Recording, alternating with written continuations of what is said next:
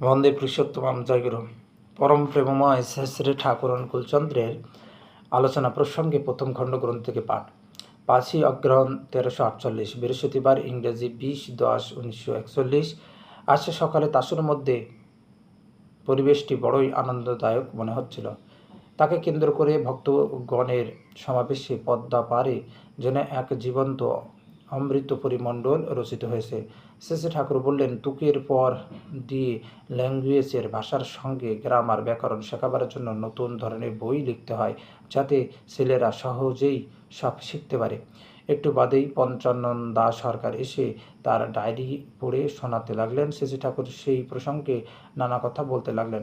একটা মেয়ে হয়তো একটা পুরুষকে পান দিতে গেল।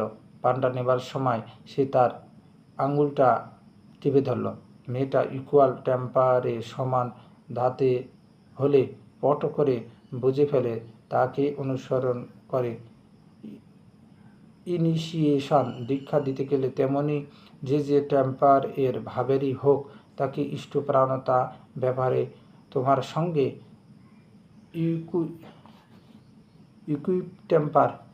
ইকুইটেম্পার সমভাবাপন্ন করে তুলে ইনিশিয়েশন দীক্ষা দিতে হয়। সব জায়গায় খুব রেশনাল ওয়েতে বিচারসম্মত পন্থায় প্রোসিড করলে, অগ্রসর হলে কাজ হয় না। মাইস্টিক পোজ, ভাবুকের ভঙ্গি নেওয়া দরকার হয়। ওর ভিতর দিয়ে মূল জিনিসটা ধরিয়ে দিতে হয়। নতুন জায়গায় গেলে কি প্রধানদের ইন্ডিভিজুয়ালি ব্যক্তিগতভাবে অ্যাপ্রোচ নিকটে গমন করতে হয়।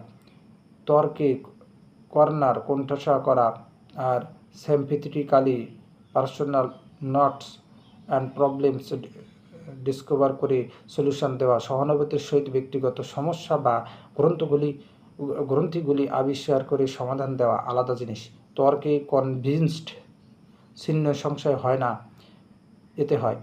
কোনো জায়গায় গিয়ে লোকের কাছ থেকে কিছু নিলে তারা ইন্টারেস্টেড অন্তরাশী হয়ে থাকে।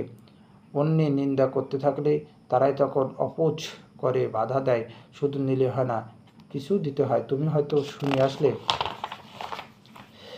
একজনের কৃষ্ণ আদা দরকার, সেখান থেকে কলকাতা গেলে কলকাতা থেকে কৃষ্ণ আদা পাঠিয়ে দিলে, লিখে দিলে, ভাই তোমার অসুখের জন্য কৃষ্ণ আদা দরকার, তাই পাঠালাম। এতটুকু লাভিং ইনকুইসিটিভ সার্ভিস, প্রীতি সন্দিচ্ছ সেবা লাখ ডজন তত্ত্বকথার চাইতে ঢের কার্যকরী। আবার পরের বার যাবার বেলায় ছেলেপিলেদের জন্য হয়তো কিছু হাতে করে নিয়ে গেলে, কারো হয়তো দেখছো ছেঁড়া কাপড়, কারো বাড়ি চাল নেই, খোঁজখবর নিয়ে একজনকে দিয়ে আর একজনের অভাব পরিপূরণ করছো। এমনি করে পরস্পরকে পরস্পরের প্রতি ইন্টারেস্টেড করে তুলছো। একেই বলে কনসোলিডেশন, সংহতি। আর যতই তুমি এমনই করতে থাকবে, প্রত্যেককে তোমাতে তত ইন্টিগ্রেটেড, সংগঠিত হতে থাকবে। যাদের কাছ থেকে নিচ্ছ উইথ লাভিং আর্টস, প্রীতি উদ্দীপনার সাথে, তাদের যদি কিছু না দাও, তোমার পাওয়ার পথ সংকীর্ণ হয়ে যাবে। তারা তোমায় দেখে সংকুচিত হবে। ইন্দুদা, অনেক সময় আপনি আমাদের কাছে চাইলে আপনার নাম করে মানুষের কাছে ভিক্ষা করি, সেটা কেমন? শেষে ঠাকুর, তাতে তুমি আমার অ্যাক্টিভিটির কর্মের উপর দাঁড়ালে, তোমার অ্যাক্টিভিটির উপর দাঁড়ালে না। ঠাকুর ভাঙানো হলো, ওই ফুটো রয়ে গেল। তোমার ওয়ার্থ, ক্ষমতা বাড়ল না। মানুষকে যত বেশি ফুলফিল পরিপূরণ করতে পারবে, ততই তোমার পার্সোনালিটি এস্টাবলিশড, ব্যক্তিত্বের প্রতিষ্ঠা হবে।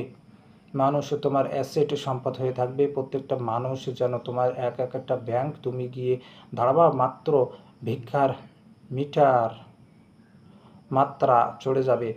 কারো প্রতি মানুষের করা ব্যর্থ যায় না। সে আনগ্রেটফুল, অকৃতজ্ঞ হয়ে ডিসইন্টিগ্রেটেড থার্ড পার্সন, সম্পর্কীয় তৃতীয় পক্ষ যেসব জানে, সে হয়তো বেশি সিম্প্যাথেটিক, সহানুভূতি সম্পন্ন হবে। আত্মকেন্দ্রিক হওয়া যে মানুষের নিজের পক্ষেই ক্ষতিকর, সেই প্রসঙ্গে শ্রী ঠাকুর বলছিলেন, মানুষ সেলফ সেন্ট্রিক, আত্মকেন্দ্রিক হলে সাড়াবাহী ও সাড়াগ্রাহী হয় না। রবারের অপোজিট, বিপরীত প্রান্তগুলি কুঁচকে থাকলে যেমন হয়। সুপিরিয়র এর পৃষ্ঠের জন্য মাথায় নিরবিচ্ছিন্ন টান ও উগ্রতা থাকলেই মানুষ সেন্সিটিভনেস, সাড়া প্রবণতা, অবসারভেশন, পর্যবেক্ষণ, ইন্টেলিজেন্স, বুদ্ধিমত্তা, কমন সেন্স, সাধারণ বোধ গ্রো করে জন্মায়। টানের লক্ষণ সম্বন্ধে বলছিলেন, চাইলেই দেওয়াটাই বড় কথা নয়, এরা যে আমার পরিকল্পনা অনুধাবন করে 130 টাকার সিগনেটরি স্বাক্ষর জোগাড় করতে লেগেছে। আমি কিছু না বলতেই শত দায়িত্ব নিজেরাই আরম্ভ করেছে, এইটাই নর্মাল, স্বাভাবিক। যাজন সম্বন্ধে বললেন, গোড়াতেই ঠাকুরের কথা বললে মানুষ ঘাবড়ে যায়, কিন্তু উইথ এভরি সিম্প্যাথি, পূর্ণ সহানুভূতির সাথে ভাবে ব্যাঘাত না করে ধীরে ধীরে তার নট গ্রন্থি সব রিচুয়াল মীমাংসা করে দিয়ে যদি বলি, দিস ইজ হট ঠাকুর শেষ, এই কথাই তো ঠাকুর বলেন, তাতে অমুখভাবে ক্রিয়া করে। Is the resist no evil, অন্যায়কে প্রতিরোধ করো না মানে কি?